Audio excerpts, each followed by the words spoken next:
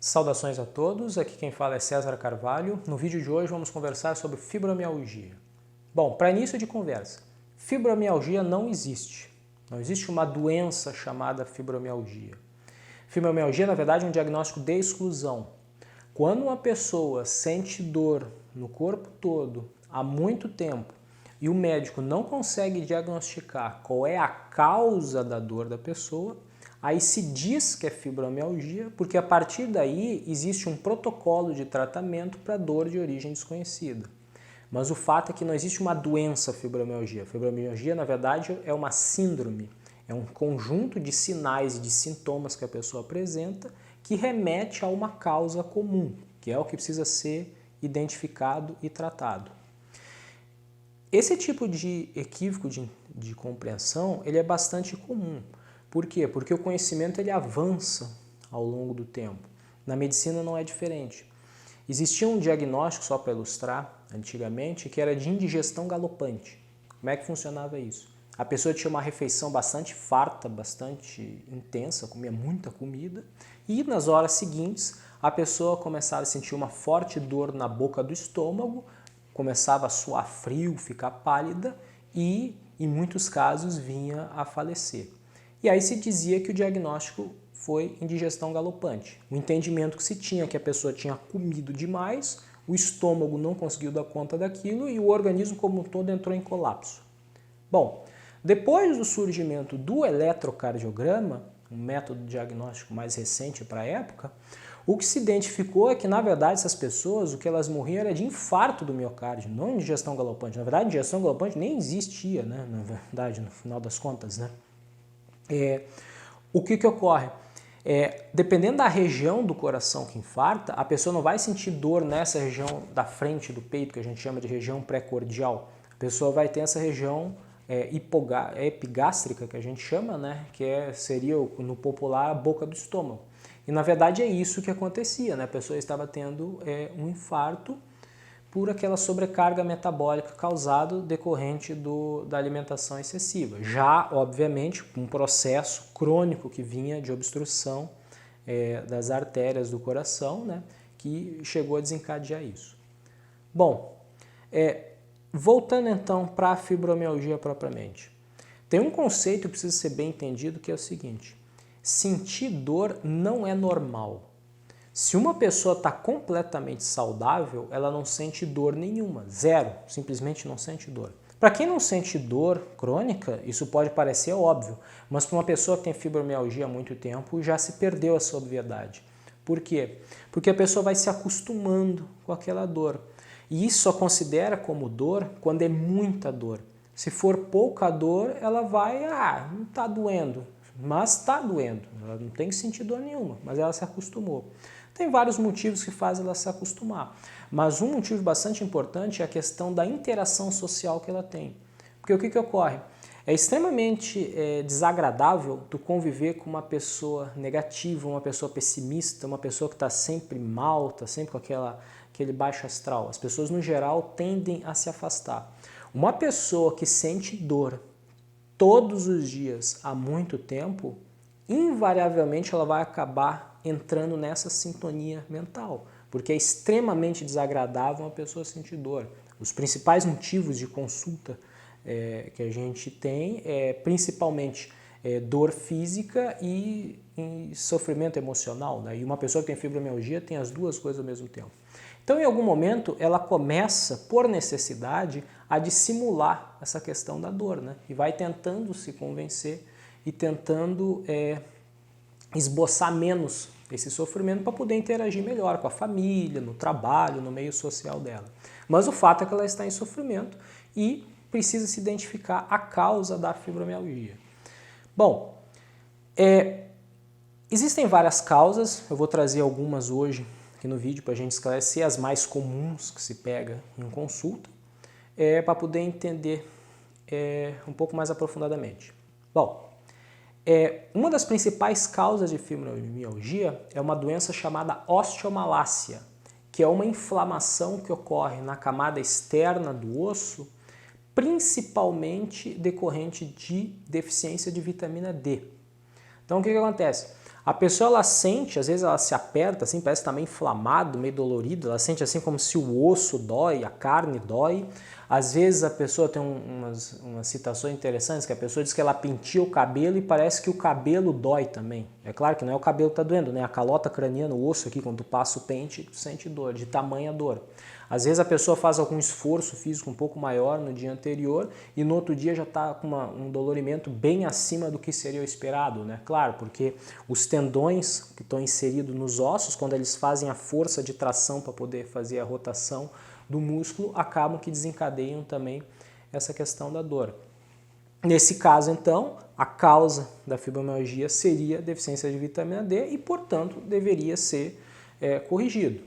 E uma premissa que eu sempre trago: não existe doenças em órgãos, o que existe é problema metabólico.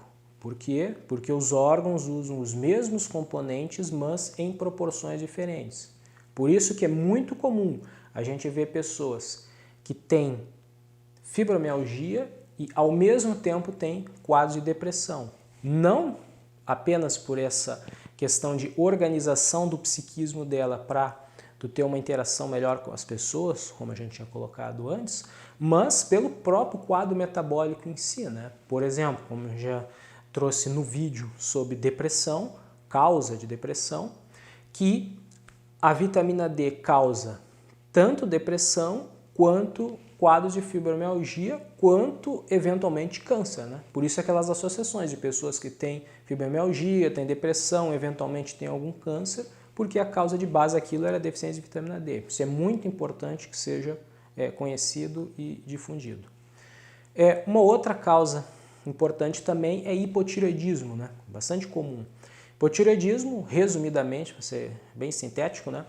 É uma situação em que a glândula tireoide, que fica na região do pescoço, não produz o hormônio suficiente ou até produz, mas os órgãos, os tecidos não estão conseguindo utilizar o hormônio de forma eficiente. E a função do hormônio da tireoide, em última instância, é acelerar a velocidade do metabolismo. Então, o que a gente vai ver? Pessoas com hipotireoidismo têm, geralmente, intestino preso, dificuldade para perder peso, às vezes faz umas dietas assim de muito tempo e não emagrece quase nada, né?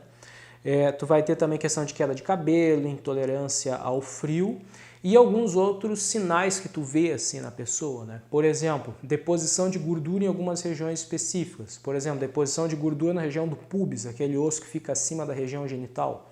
Ou, por exemplo, deposição de gordura nessa região do pescoço aqui, que os antigos chamavam de saboneteira. Quem é mais antigo vai lembrar desse termo, que é um recorte que tem entre esse osso da clavícula, o osso do trapézio e o osso externo-cleidomastoide, que é o músculo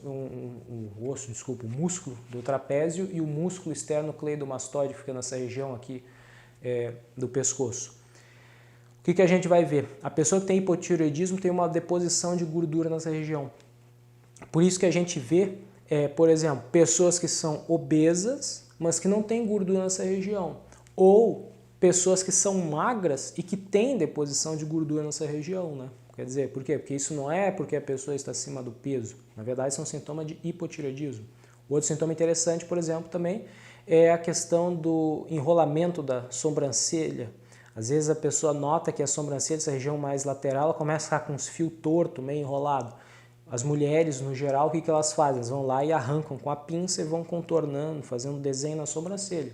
O fato é que passa batido que o que está fazendo que a sobrancelha fique desse jeito, na verdade, é um quadro de hipotireoidismo e que também causa fibromialgia.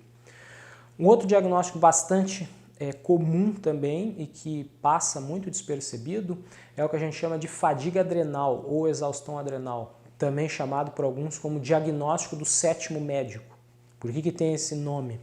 Porque a pessoa que tem fadiga adrenal, ela tem um histórico de ter um cansaço, uma falta de energia crônica há muito tempo e ela passa por diversos médicos por muitos anos até que finalmente alguém diagnostica que o que ela tem na verdade é fadiga adrenal, que é uma exaustão que ela tem da glândula suprarrenal, que são glândulas que ficam acima dos rins e que são responsáveis por produzir adrenalina, cortisol e outros hormônios em situações de estresse. pessoas que passaram por sobrecarga de estresse ao longo da vida, seja estresse físico mesmo, por sobrecarga de atividade física, atletas têm muito isso, ou, por exemplo, estresse psicológico mesmo, sobrecarga em ambiente de trabalho, trabalhos muito estressantes, com muito assédio, muita responsabilidade, invariavelmente entram em esgotamento. E aí tem a situação, essa questão do cansaço, da fadiga, um sintoma que é muito comum, que é a hipotensão postural, a pessoa se levanta meio ligeiro e sente meio tonto, assim, meio com a vista escura, que também é bem característico de fadiga adrenal e que também causa fibromialgia. Bom, existem várias outras coisas também, deficiência de magnésio, deficiência de ômega 3, intoxicação por mercúrio, por flúor. Intoxicação por flúor é muito comum e causa um quadro bastante semelhante ao de osteomalácia, né, que a gente falou antes, né? Tudo isso vai causar fibromialgia. Mas, assim, eu queria trazer uma história para poder fazer um entendimento um pouco mais amplo em relação ao que a gente está conversando hoje. Então, como é que é a história? Tinha um homem numa rua bem escura, embaixo de um poste de luz, agachado no chão procurando alguma coisa. Nisso chega um segundo homem, vê a cena e pergunta: o que o senhor está fazendo aí? Aí o senhor diz: eu estou procurando a minha chave de casa que eu deixei cair. E aí o segundo homem prestativo diz: então eu vou te ajudar a procurar. E aí se juntou a esse senhor e começaram a procurar. E ficou procurando, aí passou o tempo, passou os minutos, não achava nada. E em algum momento esse segundo homem que veio ajudar pergunta para o primeiro: escuta, senhor, tu tem certeza que tu deixou essa chave cair aqui? E aí ele diz: não deixei cair aqui, eu deixei cair lá naquele beco escuro. E aí o homem olha assim com a cara de espanto e já meio irritado e pergunta: escuta, mas então por que a gente está procurando aqui se tu deixou cair lá? E o que ele diz? É que é só aqui que eu consigo enxergar, que é onde tinha luz. Ou seja, resumindo, a gente só vai conseguir buscar a explicação naquilo que a gente conhece. Se a gente desconhece algo, jamais aquilo vai ser atribuído como a causa de um problema. Então, o que eu queria trazer hoje em relação à fibromialgia, num vídeo mais curto, é ampliar um pouco a percepção de tal forma que se consiga, talvez para quem está ouvindo, para quem conhece, quem passa por isso, resolver o problema e seguir com a vida, porque afinal de contas, tu passar uma vida sentindo dor é algo extremamente terrível, né? A vida não é isso, né? A vida foi feita para que a gente consiga conquistar os nossos sonhos, as nossas aspirações, não ficar centrado e limitado pela doença. Por hoje ficamos por aí.